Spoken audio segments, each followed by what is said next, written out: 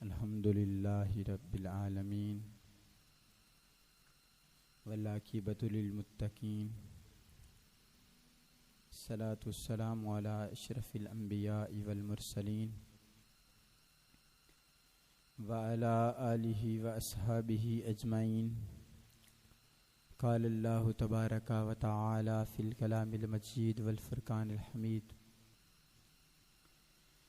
ان اللہ اشتری من المؤمنین انفسهم واموالهم بان لهم الجنہ یقاتلون فی سبیل اللہ فیقتلون ویقتلون وعدا علیہ حقا فی التوراة والانجیل والقرآن ومن اوف بعہدہ من اللہ فاستبشروا ببیعکم الذی بایعتم بہ وذالک هو الفوز العظیم.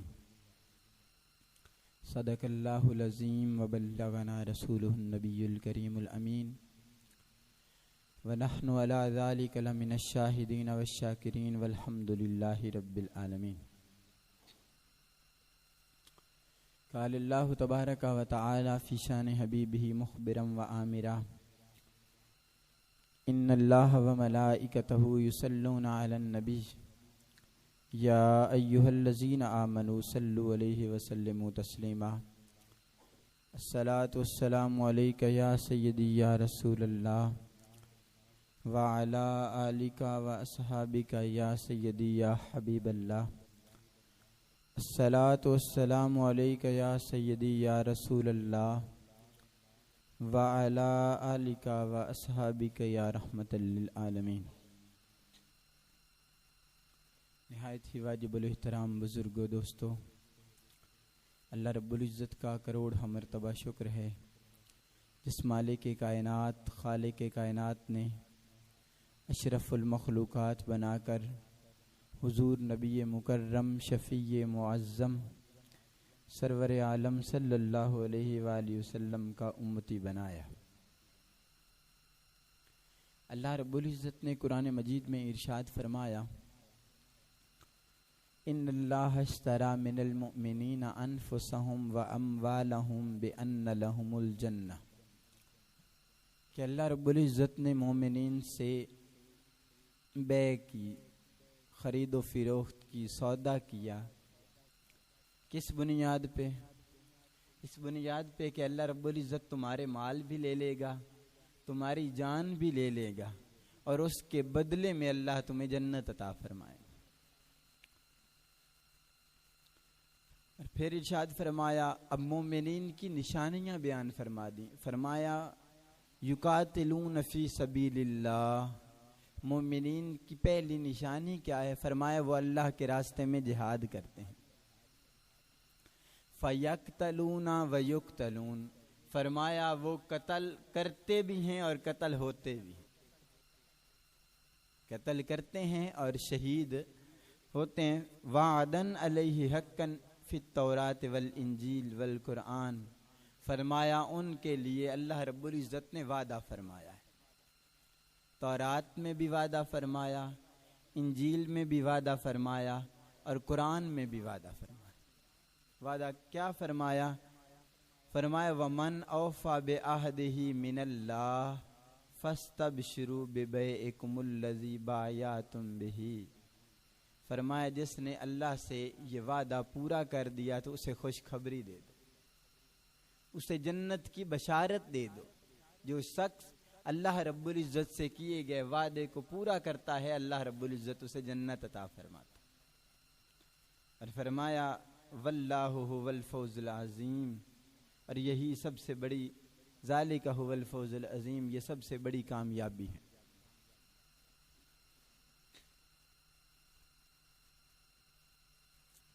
چونکہ اس مہینے کی مناسبت سے حضور سلطان الاولیاء محبوب الاولیاء سیدنا نظام الدین اولیاء محبوب الہی رحمت اللہ علیہ حضور فرید الدین گنج شکر کے مرید اور خلیفہ آپ کا عرس پاک ہے، تو اس حوالے سے چند باتیں. حضور سلطان المشائخ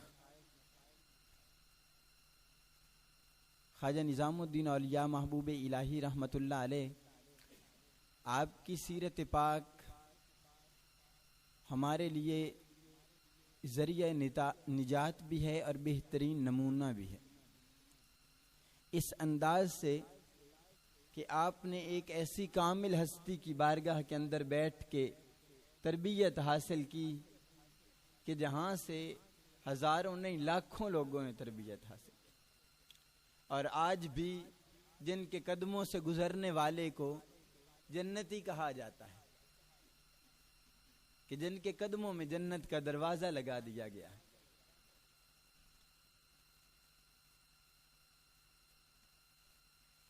ہمارے احوال اور حالات جب ہم غور کرتے ہیں اس بات پہ تو یہی نظر آتا ہے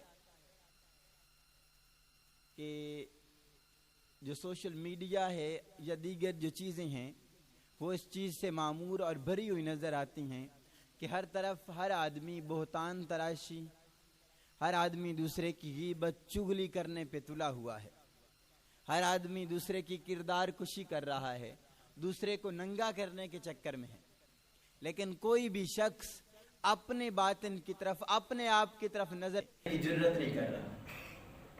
حالانکہ حقیقت یہ ہے کہ جب بندہ اپنی طرف نظر کرنا شروع کر دے تو پھر غیروں کی طرف دیکھنا چھوڑ دیتا۔ ایک بزرگ کے بارے میں سنا گیا کہ وہ باہر سے آئے ایک ولی اللہ کی بارگاہ میں، تو آ کے کہنے لگے کہ حضور باہر تو بڑی خرابی ہے، بڑے گناہ ہو رہے ہیں۔ تو بزرگ فرمانے لگے اچھا اس طرح کرو، یہ پیالہ اٹھاؤ اور پورے بازار کا چکر لگا کے آؤ، اور یہ یقین رکھو کہ اس پیالے سے ایک قطرہ بھی پانی باہر نہیں گرنا چاہیے۔ اب انہوں نے پیالہ اٹھایا، پیالہ اٹھا کے لے چلے، اب چلتے جا رہے ہیں اور پیالے کی طرف دھیان کیا ہوا ہے کہ کہیں اس سے کوئی قطرہ باہر نہ گر جائے۔ جب واپس پہنچے تو بزرگوں نے پوچھا ہاں جی سناؤ جناب بازار کے اندر کیا کیا ہو رہا تھا؟ تو کہنے لگے جی بازار کا تو مجھے کوئی پتہ نہیں۔ تو آپ نے ارشاد فرمایا جب اپنے آپ میں غور کرنا شروع کرو گے تو پھر باقی سب کے گناہ بھول جاؤ۔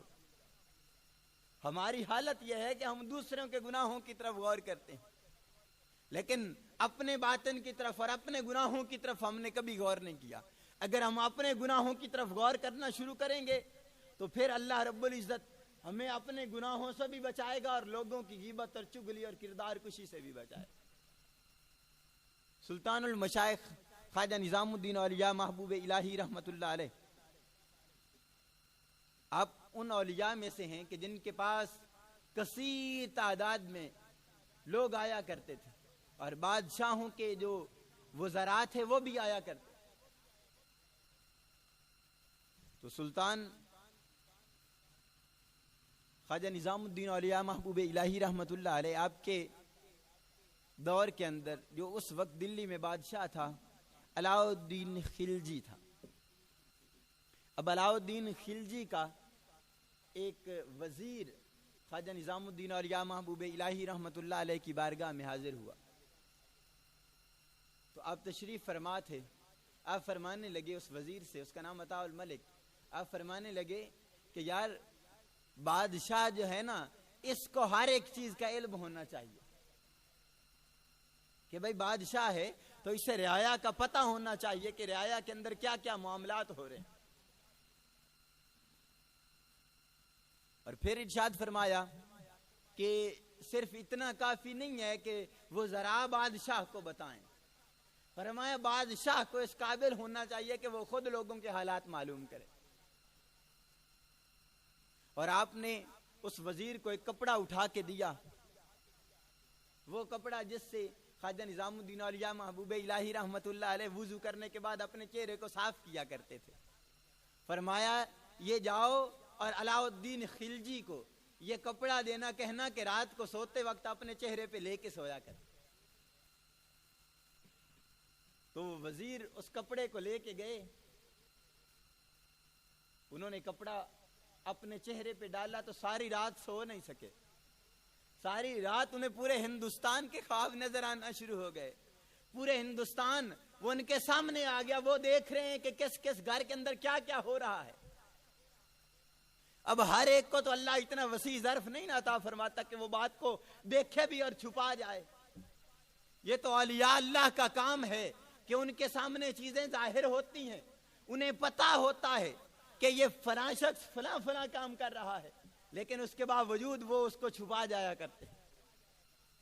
اور جب بادشاہ نے دیکھا کہ فلاں فلاں آدمی فلاں فلاں گھر کے اندر چوری کرتا ہے, فلاں فلاں آدمی یہ گناہ کرتا ہے, فلاں یہ گناہ کرتا ہے, فلاں یہ گناہ کرتا ہے, اس نے اگلے دن ان گھروں کے اندر آرڈر جاری کر دیے کہ فلاں فلاں آدمی کو گرفتار کر لیا جائے. جب پتا چلا تو حضرت خواجہ نظام الدین اولیاء محبوب الہی رحمت اللہ علیہ آپ کی بارگاہ کے اندر دوبارہ وہ وزیر آیا تو آپ اسے ارشاد فرمانے لگے کہ بڑے افسوس کی بات ہے, میں نے یہ کپڑا اس لیے دیا تھا تاکہ یہ بادشاہ غریب لوگوں کو دیکھے اور ان کی مدد کرے, مظلوموں کو دیکھے اور ان کی داد رسی کرے. اس لیے تو نہیں دیا تھا کہ یہ لوگوں کے عیب لوگوں کے سامنے ظاہر کرنا شروع کر. تو یہ چیز خواجہ نظام الدین اولیاء محبوب الہی رحمت اللہ علیہ نے سکھائی اور سمجھائی. فرمایا کہ کسی کے عیب کو دیکھو, اسے لوگوں کے سامنے ظاہر نہ کیا کر. اور حدیث مبارکہ ہے, رسول اللہ صلی اللہ علیہ وآلہ وسلم نے ارشاد فرمایا, جو کسی کی پردہ پوشی کرتا ہے کل قیامت والے دن اللہ رب العزت اس کی پردہ پوشی فرمائے. اس چیز کی بڑی ضرورت ہے. حدیث مبارکہ ہے, حضرت سیدنا سعید بن سعد بن عبد الملک وہ روایت کرتے ہیں, رسول اللہ صلی اللہ علیہ وآلہ وسلم نے ارشاد فرمایا, اتقوا فراست المومن فإنه ينظر بنور اللہ, کہ مومن کی فراست سے بچو, ڈرو کہ وہ اللہ رب العزت کے نور سے دیکھتا ہے. اور پھر رسول اللہ صلی اللہ علیہ وآلہ وسلم نے یہ آیت مبارکہ پڑھی, فرمایا ان فی ذلک لآیات للمتوسمین, فرمایا کہ فراست والوں کے لیے ان چیزوں کے اندر نشانیاں ہیں. جن لوگوں کے اللہ رب العزت نے دل کا نور عطا فرمایا ہے تو پھر اللہ رب العزت ان کے سامنے تمام چیزوں کو عیاں کر دیتا ہے, واضح کر دیتا ہے. لیکن یہ بات یاد رکھیں کہ سیدنا انس بن مالک رضی اللہ تعالیٰ عنہ آپ روایت فرماتے ہیں, رسول اللہ صلی اللہ علیہ وآلہ وسلم آپ نے ارشاد فرمایا, طوبى لمن شغلہ عیبہ عن عیوب الناس, فرمایا اس شخص کے لیے مبارک ہو جو اپنے عیبوں کو تلاش کرتا ہے, لوگوں کے عیبوں کو بھول جاتا ہے. فرمایا اس آدمی کے لیے مبارک ہے جو اپنے عیبوں کو تلاش کرتا ہے, دوسرے کے عیبوں کو بھول جاتا ہے. لیکن ہم جو ہیں, یا آج کل جو پاکستان کے روٹین چل رہی ہے کہ ہر آدمی دوسرے آدمی کی کردار کشی پہ تلا ہوا ہے, ہر وزیر دوسرے وزیر کے عیب لوگوں کے سامنے بیان کرتا جا رہا ہے. لیکن کبھی آپ یہ نہیں سنیں گے کہ کوئی وزیر خود کھڑا ہو کے یہ کہے کہ جناب میں نے یہ غلط کام کیا تھا, مجھ سے یہ غلطی ہوئی تھی. کسی کے اندر اتنی ہمت نہیں. لیکن جب بھی کوئی بولے گا تو یہ ضرور بولے گا کہ فلاں صاحب یہ غلط کرتا رہا, فلاں صاحب اپنے دور حکومت میں یہ غلط کرتا رہا.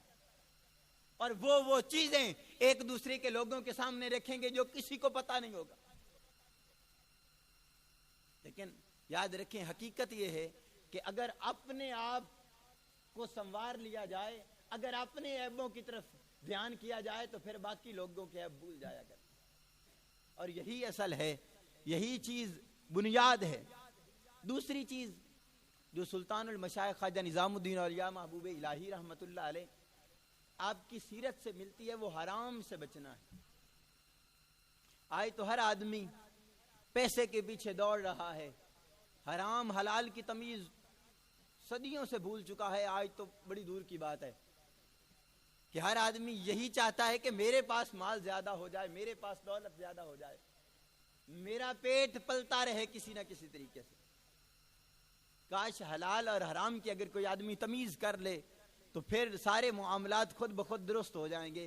اس کی وجہ یہ ہے کہ جب ایک آدمی حلال و حرام میں تمیز کو چھوڑ دیتا ہے, جب حرام کھائے گا تو ظاہر ہے کسی دوسرے کا حق مارے, کسی دوسرے کے حق کو کھانے کی کوشش کرے گا, کسی گندی جگہ پہ منہ مارے گا. یہ ساری چیزیں اس کے اندر اس وقت پیدا ہو جائیں گی جب حرام کی لت لگ جائے.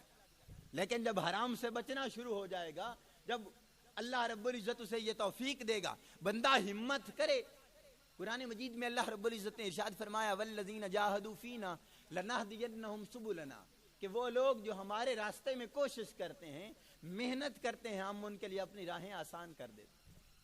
اب ایک آدمی جب کوشش کرے گا کہ میں حرام کو چھوڑ دوں تو پھر اللہ رب العزت اس کے لیے یہ نیکی والے راستے آسان کر دے گا، گناہوں والے راستے تنگ کر دے گا، اور وہ آدمی نیکی کے اندر آہستہ آہستہ آگے بڑھنا شروع ہو جائے۔ حضرت خواجہ نظام الدین اولیاء محبوب الہی رحمت اللہ علیہ، آپ جب فرید الدین گنج شکر رحمت اللہ علیہ کی بیعت اور تربیت حاصل کر کے واپس لوٹتے ہیں تو راستے کے اندر آپ کو بہت زیادہ پیاس لگتی ہے، تو آپ ایک جگہ پہ رکے، آپ نے ایک شخص کو بلایا اور ارشاد فرمایا مجھے بڑی پیاس لگی ہے، یہاں کوئی پانی موجود ہے؟ تو وہ شخص ایک برتن اٹھا کے لے آیا اور آپ کی بارگاہ میں پیش کیا، اور پیش کر کے کہنے لگا کہ حضور یہ شراب ہے اور یہ پی لیجئے، کیونکہ پیاس کی وجہ سے اگر جان چلی جائے تو جان بچانے کے لیے شراب پینا جائز ہے۔ اب سلطان المشائخ خواجہ نظام الدین اولیاء محبوب الہی رحمت اللہ علیہ، آپ نے ارشاد فرمایا ہمی خواہد بود کے بخواہ مرد ہر چہ ہسمی شود کہ من دست شیک گرفتام و عہد کردام کہ من ہرگز ای نہ خورم۔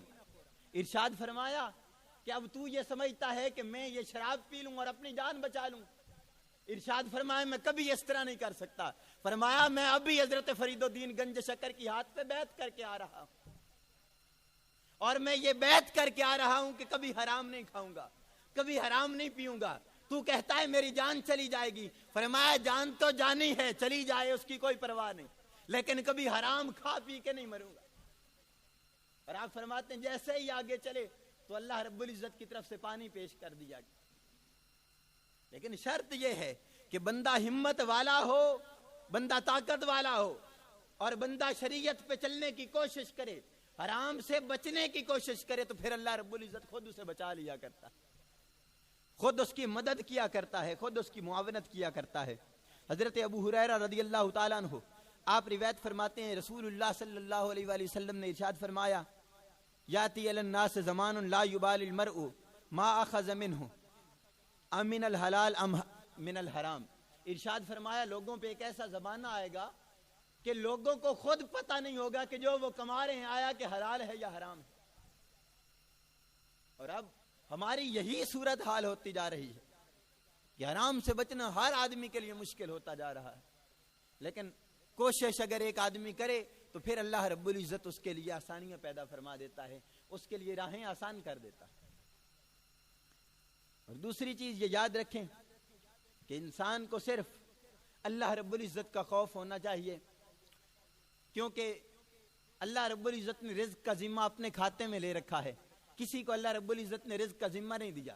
لیکن جب ہم آج کے حالات کو دیکھتے ہیں تو یہ دیکھ کے دل خون کے آنسو ہوتا ہے کہ اتنے مسلم ممالک ہونے کے باوجود وہ ایک اسرائیل والے فلسطین پہ بار بار ظلم کرتے چلے جا رہے ہیں، اور مسلمان بے حس ہو کے دیکھ رہے ہیں، اور بار بار ان کے دلوں کے اندر یہی ڈر پیدا ہو رہا ہے کہ ہماری معیشت تباہ ہو جائے گی، ہم تباہ و برباد ہو جائیں گے۔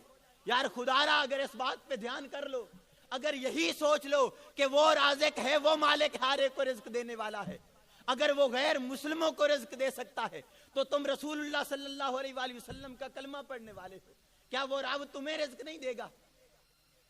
جو پوری کائنات کو رزق دیتا ہے، جو اسے مانتے ہیں جو اسے نہیں مانتے، ہر ایک کو رزق دیا جاتا ہے۔ لیکن یہاں جب ہم دیکھتے ہیں اتنے مسلم ممالک قریب ہونے کے باوجود ہر ایک کا بارڈر اس اسرائیل کے ساتھ لگ رہا ہے، لیکن اس کے باوجود وہ بار بار ظلم کرتا نظر آتا ہے، اور یہ بار بار اپنا سر جھکاتے نظر آ رہے ہیں۔ یہ ہماری بے حسی کی سب سے بڑی علامت ہے، یہ ہماری بے حسی کے سب سے بڑی جو آج کل ہمیں چیز نظر آ رہی ہے۔ حالانکہ جب ہم اپنے اسلاف کی طرف نظر کرتے ہیں، میں آج پڑھ رہا تھا اور یہ چیز حیران ہو رہا تھا پڑھتے ہوئے کہ بزرگ لکھتے ہیں جب کوئی آدمی اپنے اسلاف کا تذکرہ کرتا ہے تو اس کا دل خوشی اور مسرت سے جھوم اٹھتا ہے کہ وہ کتنے بہادر لوگ تھے۔ حضرت ایک بہت بڑے سپہ سالار ہیں، ان کے بارے میں مجھے نام بھول گیا ہے، کہ جب وہ جانے لگے اندلس فتح کرنے کے لیے تو انہوں نے بیڑیاں جلا ڈالی تھی، جس کے بارے میں علامہ اقبال نے لکھا تھا، جلا ڈالی تھی جس نے بیڑیاں اندلس کے ساحل پر، مسلمان اب تیری تحریک دہرانے کا وقت آیا۔ لیکن حالات یہ ہو گئے ہیں کہ مسلمان دبتے چلے جا رہے ہیں اور ڈرتے چلے جا رہے ہیں۔